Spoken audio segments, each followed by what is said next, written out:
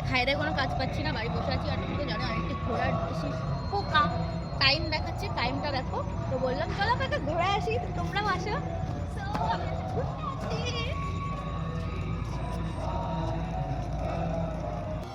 দেখতেই পারলা যে টাইম কটা ছিল, মানে 6টা বাজতে কয়েক মিনিট বাকি ছিল। তো আমি কানকিতে আসতে ঘুরতে, দেখো কত সুন্দর ভিউটা।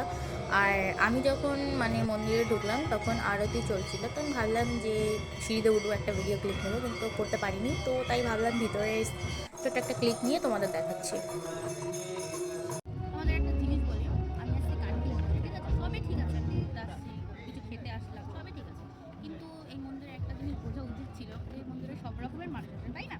তাহলে আমি এতটুকু আর টেবিলটা এত বড়, তাহলে কি করে সম্ভব? মানে যারা আমার মতো তারা তারা কি করে কি হবে? প্রেস্টিজ তো থাকবেই না।